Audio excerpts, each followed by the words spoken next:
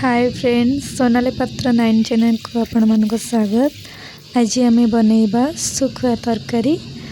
तो चलतु प्रथम आम गरम पानी रे सुखुआ को भल भाव धोई नबा। गरम पानी धोइले हमर सुखुआ जहाँ भी काती थिबो सेटा भल भाव क्लीन हो जिवो।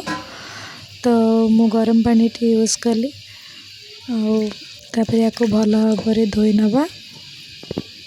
देन मु यूज करिछि ये टमाटो, भृषंग पत्र, पियाज, कंचा लंका, अदा रसुण पेस्ट, आलू आउ सोरिष मसला। बे मो सुखुआ भल भाव क्लीन हो गला। एथिरे मु हळदी नहीं एबे ताको भल भाव गोले नबा। तो गोले देला परे बे मु आलू भाजी नउछि। प्रथमे आलू भल भाव भाजी सारा परे कढ़ाई रे तेल नेबे। मुझे रिफाइन तेल यूज करिछि फ्रीडम। तापरे मुझे सुखुआ को भाजी ने भी भल भाव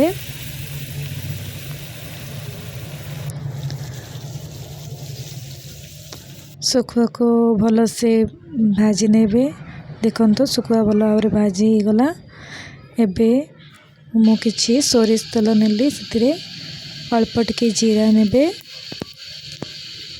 तापरे हमरो एतिरे पियाज पकै नेबे। पियाज को पूरा भल भाव भाजी नेबे पूरा जमती रेड हो आसीबो। देखो मो पियाज रेडी हो गलानी। एबे मु एथिरे अदा रसुण पेस्ट नहीं जीबी। अदा रसुण पेस्ट को भल भाव कषि नेबे। एबे एटा बनना एथिरे मु कंचा लंका, भृषंग पत्र आउ किछि टमाटो नहीं जीबी। याको नेकी भल किना एबे याको कषि नबा।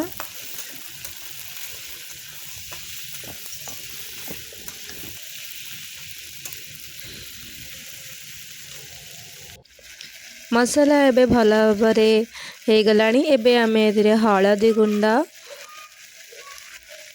धनिया गुंड, जीरा गुंड,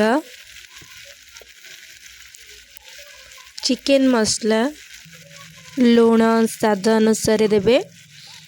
तापर याको भल भाव मिक्स करि नेबे। ते मु एथिरे किछि लंका गुंड देउछि, जेतिके आपण राग खाउथिबे सेतिके पकेइबे। तो देखंतु मसला मोर एटा भल भाव हो गलानी। एबे मु एथिरे सोरिष मसला देबी, जोटा कि मु आगुर प्रस्तुत करके रखी। तो सोरिष मसला को देकी भल भाव गोलई नेबे। और सोरिष मसला को पकई सारी अधिक समय रखिबेनी, नहले सोरिष पिता हो जिवो। सेतिपई 1 मिनिट कषिबे सोरिष को।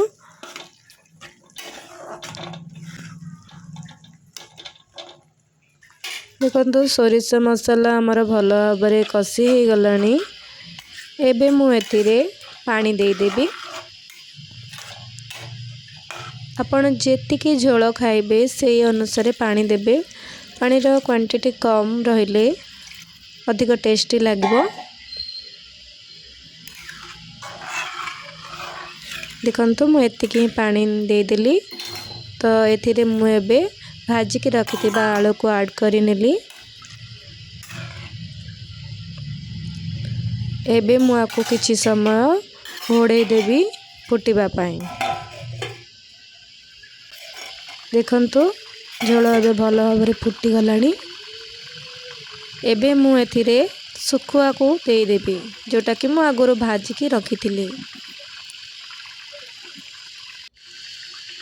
सुखुआ को भल भाव टिके मिक्स करि नबा झोल सहित। तापरे आको किछि समय फुटिबा को दबा, जहाँफल सुखुआ भीतर को से मसला जाई परिबो। वे फुटी गलानी। मु एथिरे एबे गरम मसला किछि दे देली। गरम मसला दे सारी किछि समय फुटै देबे। एबे हमर प्रस्तुत हो गला सुखुआ तरकारी। जदि आपनको ए रेसिपीटी भल लागिथिबा प्लीज़ लाइक करिवे, कमेंट करके जणाइबे। आ मो चैनल को सब्सक्राइब करने को भूलिबेनी।